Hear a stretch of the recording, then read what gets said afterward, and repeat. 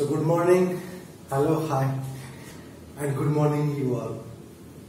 आज स्टैंडर्ड 7 का एक chapter that is nutrition in plants, इसके बारे में आज हम बात करेंगे। और इससे पहले मैं बता दूं कि हम ये चैप्टर को क्यों पढ़ेंगे। ये चैप्टर हम इसीलिए पढ़ेंगे बच्चों,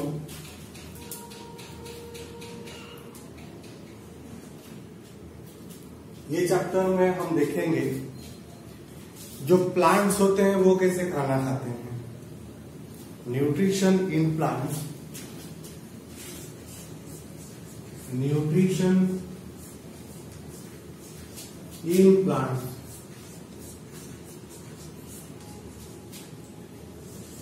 ये चैप्टर में हम ये देखेंगे जो प्लांट होता है वो कैसे खाना खाता है।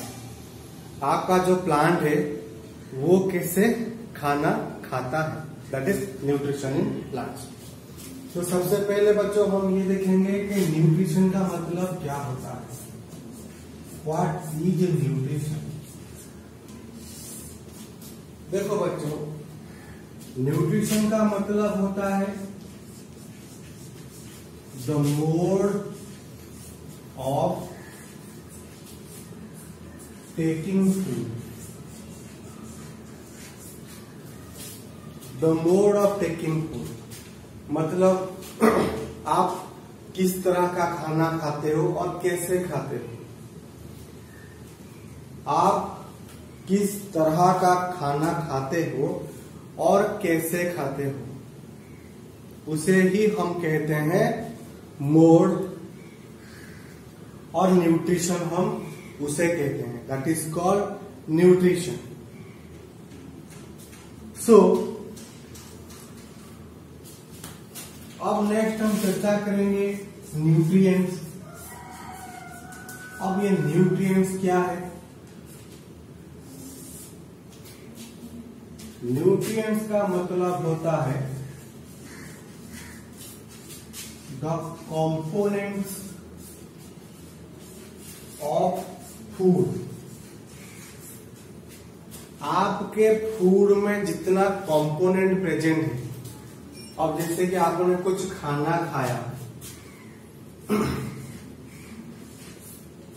आपने कुछ खाना खाया, इसमें कार्बोहाइड्रेट भी होता है, प्रोटीन भी होता है, फैट भी होता है,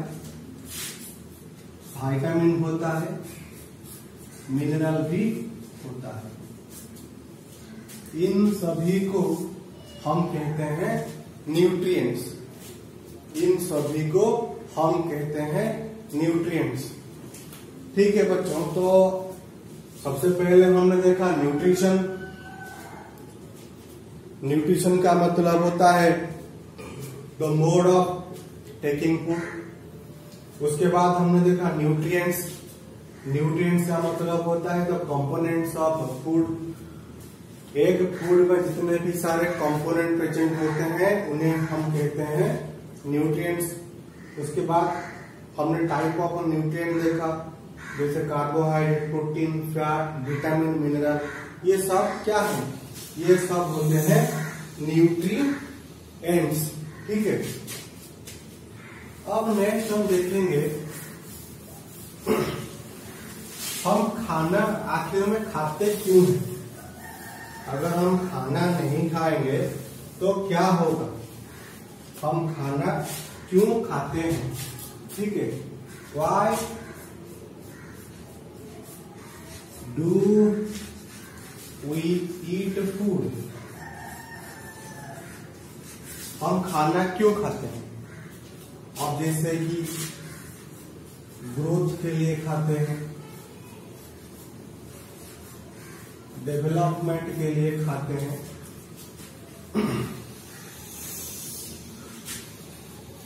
मसल बिल्डिंग के लिए खाते हैं,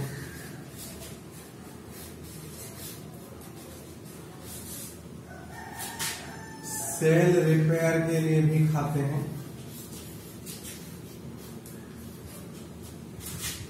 और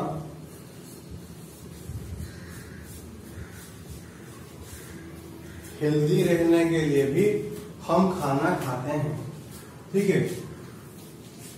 सो खाना खाने के पीछे ये इतने सारे वजह हैं, इसीलिए हम क्या करते हैं, इसीलिए हम खाना खाते हैं। ठीक है। अब हम नेक्स्ट चर्चा करेंगे mode of nutrition in plants. Mode of nutrition in plants. हमने पहले न्यूट्रिशन देखा। न्यूट्रिशन का मतलब है the mode of taking of food. अब प्लांट में न्यूट्रिशन कितनी तरह का है? सो जनरली प्लांट में जो न्यूट्रिशन होता है वो दो तरह का होता है। एक होता है ऑटोट्रोफिक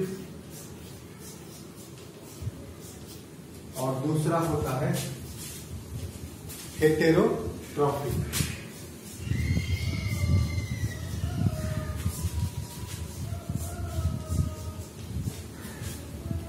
ऑटोट्रोफिक में क्या करता है plant can make its own food. Autotrophic nutrition में आपका जो प्लांट है वो अपना खाना खुद बना सकता है, मगर हेटेरोट्रोफिक में प्लांट डिपेंड्स अपॉन अदर्स। जो यहां पर क्या होगा,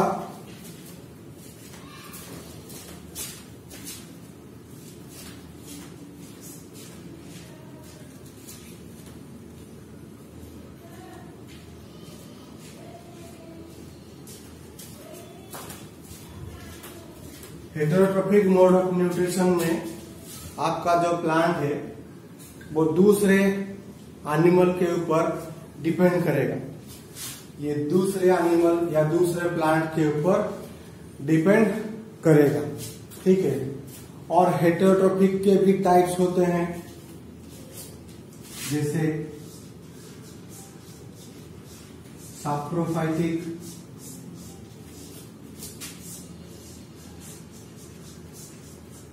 सिम्बायोटिक,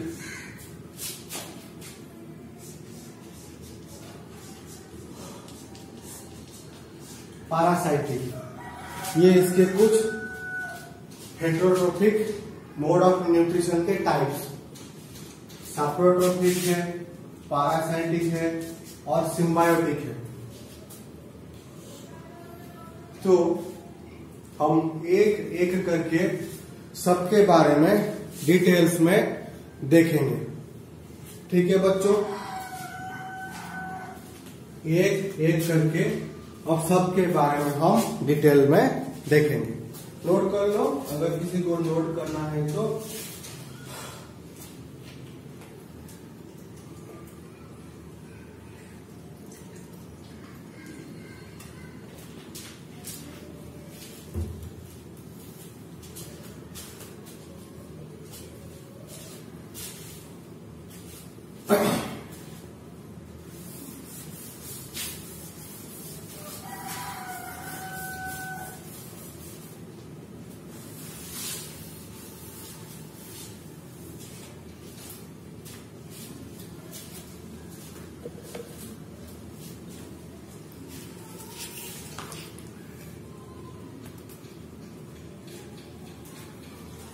तो सबसे पहले हम डिस्कस करेंगे autotrophic mode of nutrition.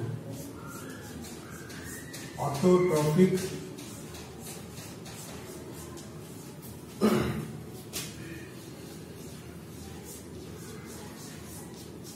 Mode of nutrition. बात को बिल्कुल सिंपल रखेंगे, कहीं पे भी कोई डिफिकल्टी नहीं होगी। एकदम सिंपल रखेंगे बातों को, लेक्चर भी पूरा सिंपल रहेगा, ठीक है। तो जैसे कि मैंने आपको पहले कहा था कि ऑटोट्रॉफिक मोड ऑफ न्यूट्रिशन में जो प्लांट होता है वो अपना खाना खुद बनाता है और इसी प्रोसेस को हम बोलते हैं फोटोसिंथेसिस, ठीक है बच्चों। इसी प्रोसेस को हम कहते हैं फोटोसिंथेसिस, ठीक है। Plant makes its own food, this is called photosynthesis. इसी प्रोसेस को हम कहते हैं फोटोसिंथेसिस। अब फोटोसिंथेसिस का मतलब ये नहीं है कि आपका प्लांट बस खाना बना दिया, फूड बन गया, ऐसा तो नहीं है। फोटोसिंथेसिस प्रोसेस के लिए भी कुछ चीजें चाहिए। अब जैसे कार्बन डाइऑक्साइड गैस, वाटर दोनों के प्रेजेंस में और उसके साथ सनलाइट और क्लोरोफिल भी चाहिए होता है, तब जाके जो प्लांट है आपका वो बनाता है फूड। इसको ग्लूकोज कहते हैं, ग्लूकोज। और उसके साथ हमको वाटर और ऑक्सीजन गैस भी मिलता है। तो ये होता है कुछ फोटोसिंथेसिस प्रोसेस में। सनलाइट के प्रेजेंस में लीफ में एक ग्रीन कलर का पिगमेंट होता है जिसका नाम है क्लोरोफिल। सनलाइट के प्रेजेंस में ये जो क्लोरोफिल है ये क्या करता है, कार्बन डाइऑक्साइड और वाटर को इस्तेमाल करता है, इस्तेमाल करके ये बनाता है ग्लूकोज और उसके साथ वाटर और ऑक्सीजन गैस भी एटमॉस्फेयर को निकल जाता है। This process is known as photosynthesis. इसी प्रोसेस को ही हम कहते हैं फोटोसिंथेसिस, ठीक है बच्चों। इसी प्रोसेस को हम कहते हैं फोटोसिंथेसिस, ठीक है। अब देखेंगे, अब ये जो कार्बन डाइऑक्साइड गैस फोटोसिंथेसिस में इस्तेमाल हुआ, ये प्लांट को कहां से मिला? ये मिला प्लांट को एटमॉस्फेयर से। ये वाटर प्लांट को कहां से मिला? ये मिल गया सॉइल। सॉइल तो हमको सनलाइट देता है और क्लोरोफिल कहां पे होता है? ये तो लीफ के ऊपर होता है, ठीक है।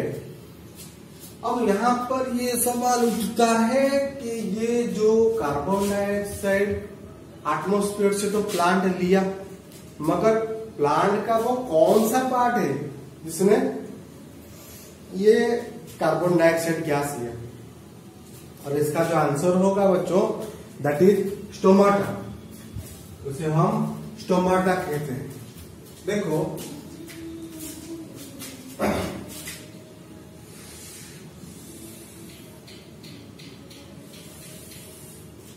मान लो कि ये एक लीफ है, ठीक है। लीफ के सरफेस के ऊपर अगर आप इसे माइक्रोस्कोप में देखोगे तो भी आपको दिखाई देगा। लीफ के सरफेस के ऊपर ऐसे ये एक सेल है और ये एक दूसरा सेल है।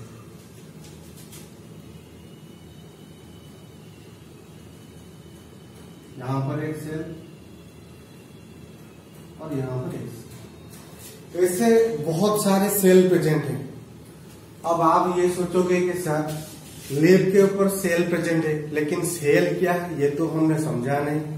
तो बहुत सिंपल है बच्चों, जो सेल होता है, सेल एक ऐसा छोटा सा पार्टिकल है जिससे ये प्लांट बना है। सेल एक छोटा सा पार्टिकल है जिससे हम बने हैं। सेल एक छोटा सा पार्टिकल है जिससे दूसरे प्लांट बने हैं, दूसरे एनिमल्स बने हैं। हमारी बॉडी जिस पार्टिकल से बनी है दैट इज कॉल्ड सेल। तो ठीक उसी तरह से ये लीफ भी सेल का बना होगा, ये लीफ भी सेल का बना होगा। तो लीफ के सरफेस के ऊपर यहाँ पर एक सेल है और यहाँ पर एक सेल है। ये जो सेल आप देख रहे हो, जो बीन शेप का लगता है, उसे हम कहते हैं गार्ड सेल। इसे कहते हैं गार्ड सेल। ठीक है, तो ये एक गार्ड सेल है और ये भी एक गार्ड सेल है। तो ये एक गार्ड सेल है और ये भी एक गार्ड सेल है। आप अगर ध्यान से देखोगे, ये दोनों गार्ड सेल के बीच में यहाँ पर एक छोटा सा गैप होता है। यहाँ पर भी देखो एक छोटा सा गैप होता है, जिसको मैंने बिल्कुल व्हाइट से मार्क कर दिया है। इसी गैप को कहते हैं स्टोमाटा।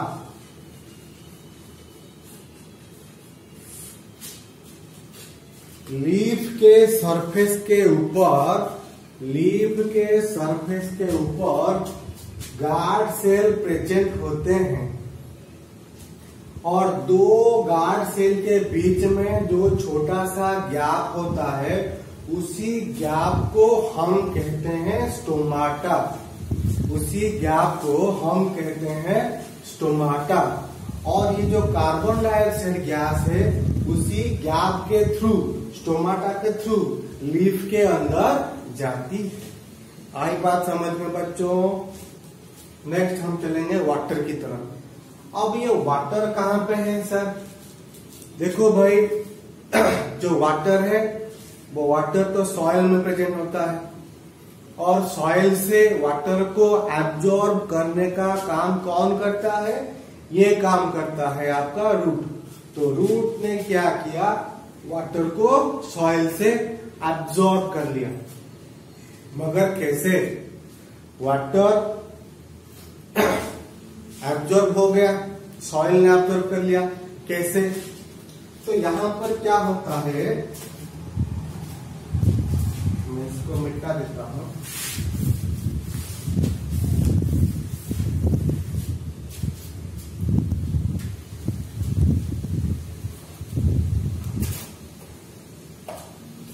यहां पर एक प्रोसेस होता है, उसे हम कहते हैं ऑस्मोसिस। ये आप हायर क्लासेस में पढ़ोगे, फिलहाल इसे याद रख लीजिएगा। यहां पर एक प्रोसेस होता है, उसे कहते हैं ऑस्मोसिस। उसी प्रोसेस के तहत आपका जो रूट है वो सॉइल से वाटर को एब्जॉर्ब करेगा। जो रूट है वो वाटर को एब्जॉर्ब करेगा।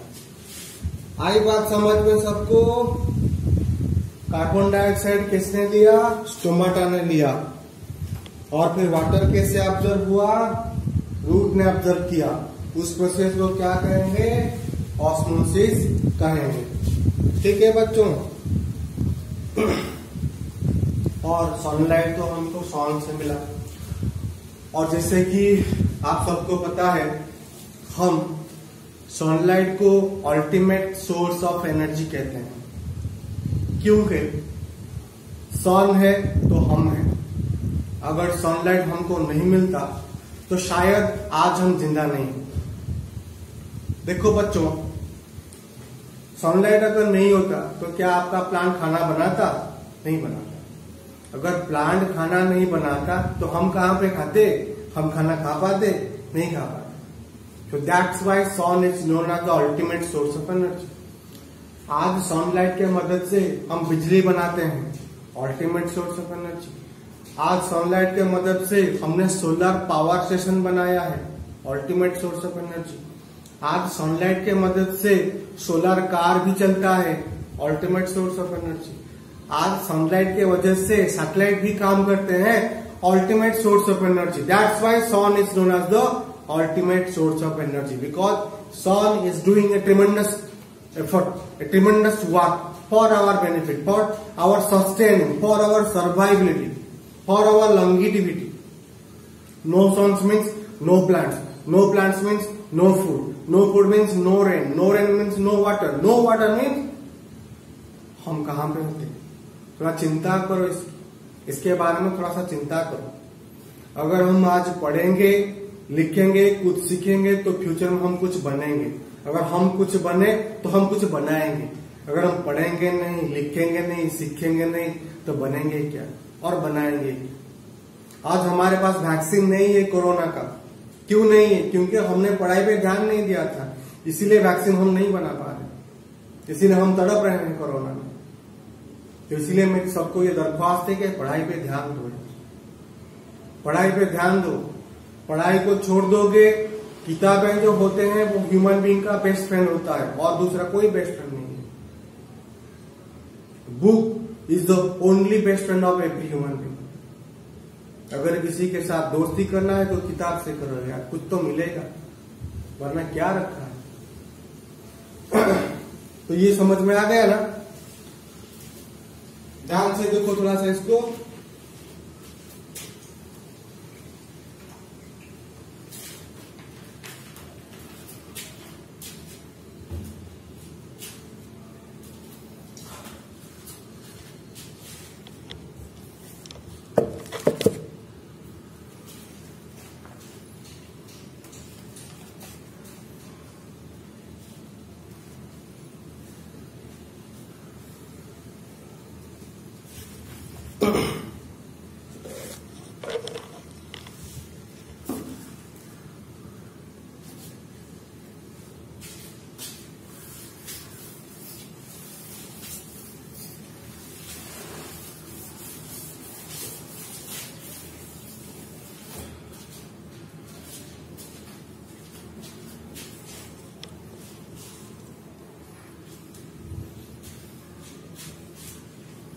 देखो बच्चों,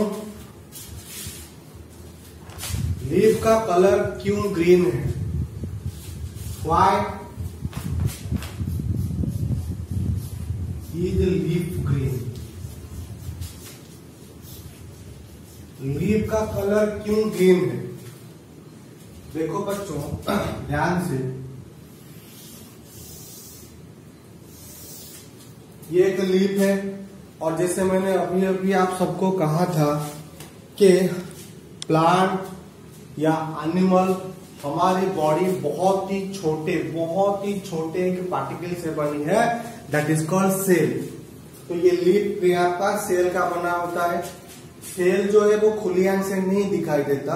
अगर मैं इसको थोड़ा सा जूम करूं तो जो प्लांट जिस सेल से बना होगा वो कुछ ऐसा दिखेगा आपको माइक्रोस्कोप में, ठीक है।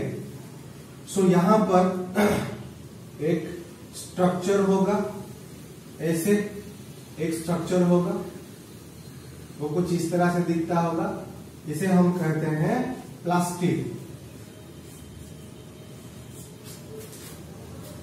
ये जो प्लास्टिड है बच्चों, प्लास्टिड के अंदर एक ग्रीन पिगमेंट होता है, एक ग्रीन कलर का एक पिगमेंट, एक ग्रीन कलर का पिगमेंट मतलब पार्टिकल, जिसको हम कहते हैं क्लोरोफिल। इसको हम कहते हैं क्लोरोफिल। और ये जो क्लोरोफिल है इसका जो कलर है ग्रीन है, और ये प्लांट में सबसे ज्यादा पाया जाता है। ये जो क्लोरोफिल है बच्चों, ये क्या होता है, ये प्लांट सेल में सबसे ज्यादा पाया जाता है, इसीलिए लीफ का जो कलर है वो ग्रीन है। आई बात समझ में? मगर कोई कोई प्लांट ऐसे होते हैं जिनका जो लीफ का कलर ऑरेंज होता है, रेड होता है, क्या वहां पर फोटोसिंथेसिस नहीं होती? और इसका आंसर है होती है। जो प्लांट का कलर ग्रीन है वो भी फोटोसिंथेसिस करता है, जो प्लांट का कलर येलो है वो भी फोटोसिंथेसिस करता है, मगर वहां पर थोड़ा सा होगा। ग्रीन लीफ में फोटोसिंथेसिस प्रोसेस बहुत ज्यादा होगा, प्लांट फूड बनाएगा और अपने फ्यूचर के लिए स्टोर करके रखेगा। मगर जो दूसरे कलर के जो लीफ होते हैं वहां पर फोटोसिंथेसिस होगी, मगर बहुत कम मात्रा में होगी। ऐसा नहीं है कि फोटोसिंथेसिस ही नहीं होगा तो प्लांट खाएगा क्या, जिंदा कैसे रहेगा? ठीक है बच्चों।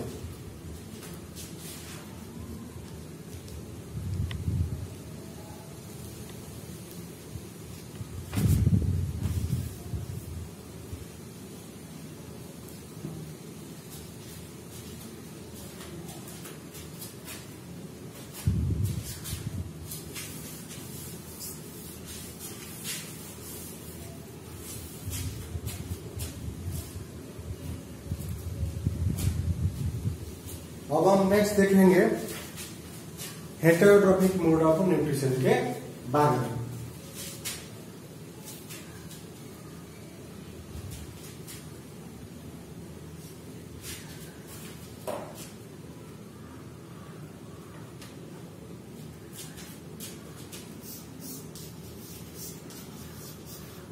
Heterotrophic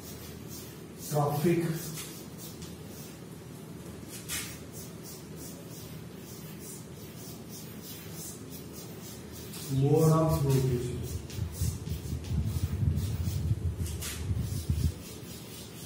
heterotrophic mode of nutrition में क्या होता है, जो प्लांट होते हैं ये अपना खाना खुद नहीं बनाते, ये खाने के ऊपर, खाने के लिए दूसरे जानवर, दूसरे प्लांट, दूसरे एनिमल के ऊपर डिपेंड करता है। ठीक है। अब जैसे कि कुछ प्लांट होते हैं पैरासाइटिक होते हैं। पैरासाइटिक मोड ऑफ न्यूट्रिशन का मतलब होता है जो प्लांट अपना खाना खुद नहीं बनाता और खाने के लिए वो दूसरे प्लांट के ऊपर डिपेंड करता है। पैरासाइटिक में क्या होता है, जो प्लांट होता है वो अपना खाना खुद नहीं बनाता, वो खाने के लिए दूसरे प्लांट के ऊपर डिपेंड करता है। जैसे कस्क्यूटा, जिसका एग्जाम्पल होगा वो कस्क्यूटा होगा। कस्क्यूटा एक येलो कलर का प्लांट होता है जो दूसरे प्लांट के ऊपर बढ़ता है और दूसरे प्लांट से ही अपना खाना वो एब्जॉर्ब कर लेता है। तो जो प्लांट के ऊपर कस्क्यूटा बढ़ेगा उसी प्लांट को हम कहेंगे होस्ट। जो प्लांट के ऊपर ये कस्क्यूटा बढ़ेगा उसी प्लांट को हम कहेंगे होस्ट और कस्क्यूटा प्लांट को हम कहेंगे पैरासाइट। अब जैसे मॉस्किटो हमारी बॉडी पे बैठ के हमारा खून चूसता है, तो मॉस्किटो को हम क्या कहते हैं, हम मॉस्किटो को कहते हैं पैरासाइट। और खून किसके बॉडी से गया, हमारी बॉडी।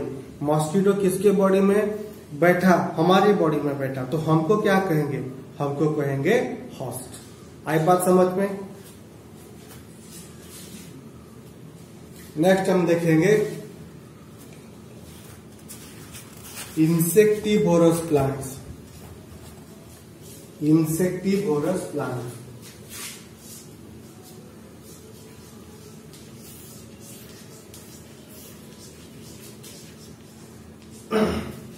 कुछ प्लांट्स ऐसे होते हैं वो क्या करते हैं, वो दूसरे इंसेक्ट को खा लेते हैं। उन्हीं प्लांट्स को हम कहेंगे इंसेक्टिवोरस प्लांट। जैसे पिचर, ये लोग सब, ये जो इंसेक्टिवोरस प्लांट है ये दूसरे इंसेक्ट, छोटे छोटे इंसेक्ट को खा लेते हैं। जैसे आपका फ्रॉग हो गया, ड्रैगन फ्लाई हो गया, हाउस फ्लाई हो गया, लिजर्ड हो गया, इन सभी को ये खा लेते हैं। Pitcher plant,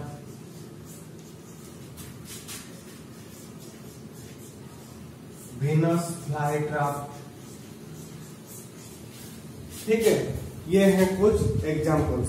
this is insectivorous plant.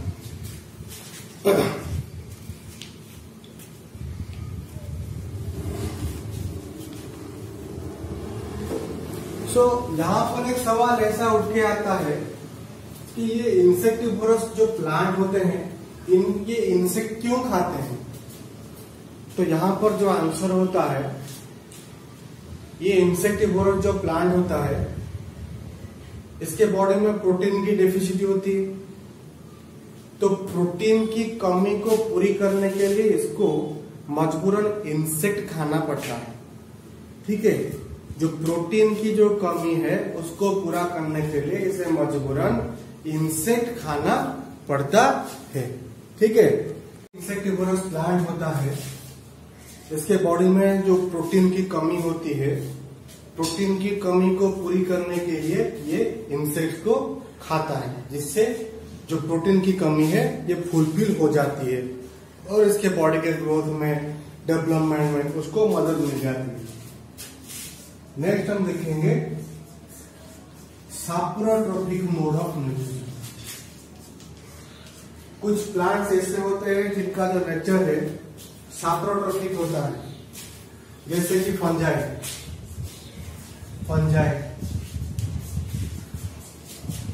Mushroom, ये सैप्रोट्रॉपिक नेचर होता है। फंजाई जो मशरूम हम खाते हैं, दैट इज फंजाई। इसका जो नेचर है साप्रोट्रोफिक है। अब ये साप्रोट्रोफिक नेचर क्या है इसको थोड़ा सा ध्यान से समझो। आपने तो मशरूम को देखा होगा। मशरूम ना ही एनिमल होता है ना ही प्लांट। ये एक दूसरे कैटेगरी में होता है, उसे कहते हैं फंजाई। मशरूम का माउथ नहीं होता। अगर माउथ नहीं है तो वो खाना कैसे खाता है, थोड़ा ध्यान से सुनिएगा। मान लो कि यहां पे ये एक मशरूम है।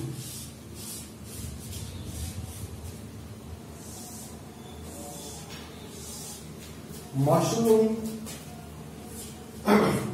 जहां पर डेड प्लांट्स और डेड एनिमल्स होंगे वहां पर मशरूम ग्रो करेगा। इसके बॉडी से एक लिक्विड सब्सटेंस जनरेट होगा जिसको हम कहेंगे एंजाइम। ये एंजाइम क्या करेगा, मान लो यहां पे कोई डेड प्लांट पड़ा है, कोई डेड प्लांट है। ये एंजाइम सेक्रेशन होगा और ये डेड प्लांट के ऊपर आके गिरेगा और डेड प्लांट को धीरे धीरे धीरे धीरे डिकम्पोज कर देगा, डाइजेस्ट कर देगा। डाइजेशन होने के बाद क्या होगा, जो मशरूम है अभी ये डाइजेस्टेड फूड को एब्जॉर्ब करेगा। So such type of nutrition mode is known as saprotrophic mode of nutrition. ठीक है।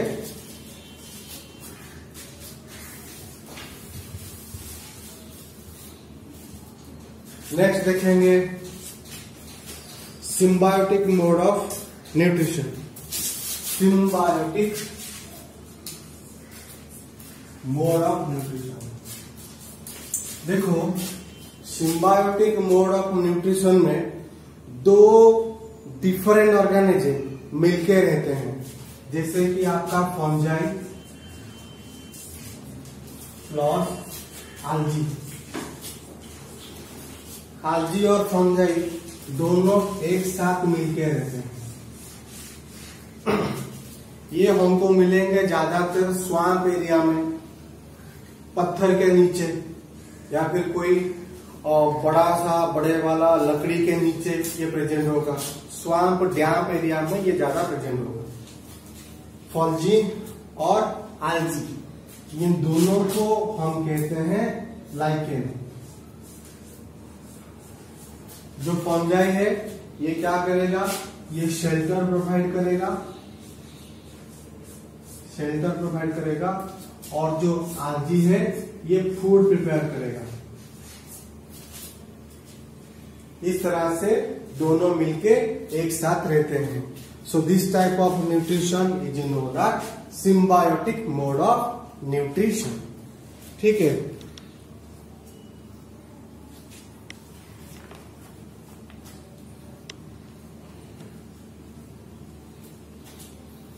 नेक्स्ट हम देखेंगे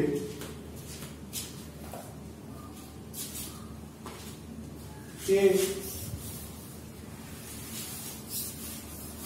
जो प्लांट है, कुछ प्लांट अपना खाना खुद बनाए, कोई प्लांट अपना खाना खुद नहीं बना पाया, वो दूसरे एनिमल दूसरे प्लांट के ऊपर डिपेंड करके जिंदा रहा। ठीक है। सो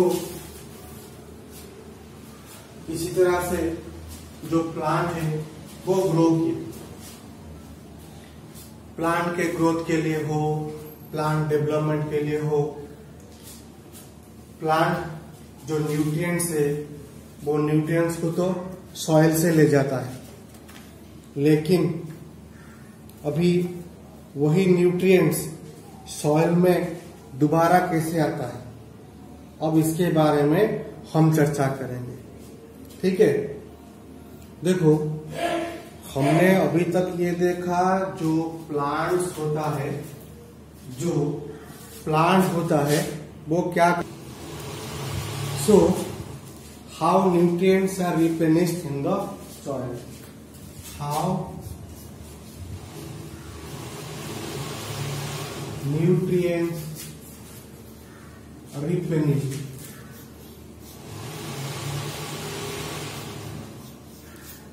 देखो ध्यान से,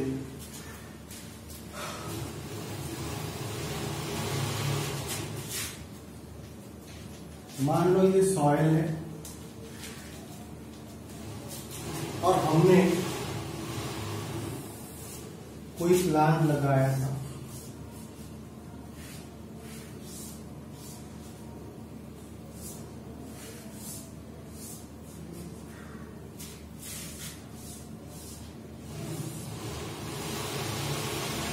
ये उसका रूट है।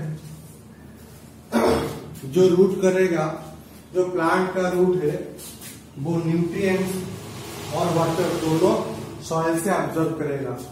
सो धीरे धीरे ऐसे करते करते करते क्या होगा, जो न्यूट्रिएंट्स का जो लेवल है, वो सॉइल में कम हो जाएगा। तो हम क्या करेंगे,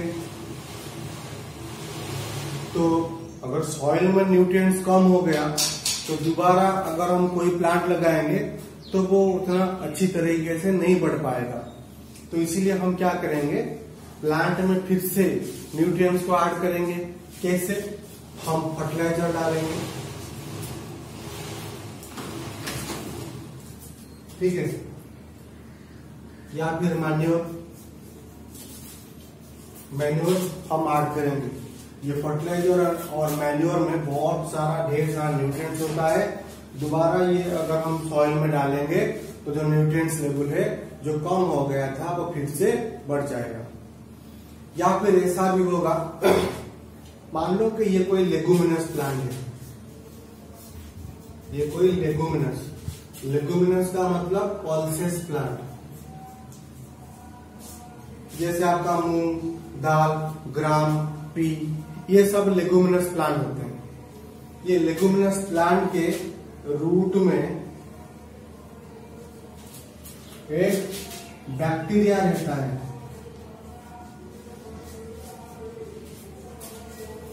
ठीक है।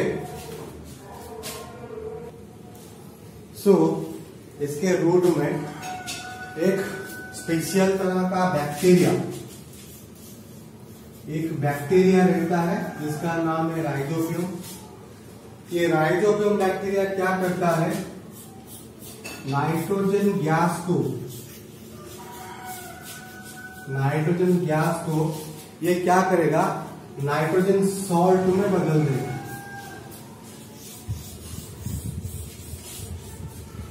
लेगुमिनस प्लांट के रूट में एक बैक्टीरिया रहता है। That bacteria is your rhizobium bacteria.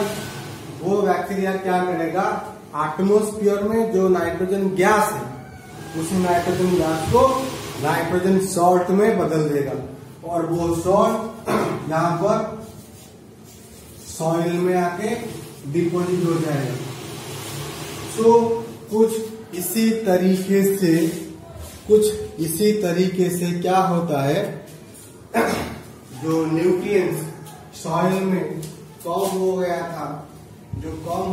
था वो कुछ इसी तरीके से ये सॉइल में फिर से बढ़ जाता है, ठीक है। सो बहुत ही अच्छी तरीके से हमने जो फर्स्ट चैप्टर था हमारा उसको कवर कर लिया और आशा करता हूं आप लोगों को समझ में आया होगा। सो घर में रहें, स्वस्थ रहें और खूब सारा मन लगा के पढ़ाई करें, ठीक है। हमेशा एक बात याद रखें, ट्राई और क्राई, ठीक है बच्चों। तो मिलते हैं नेक्स्ट चैप्टर में, तब तक के लिए बाय।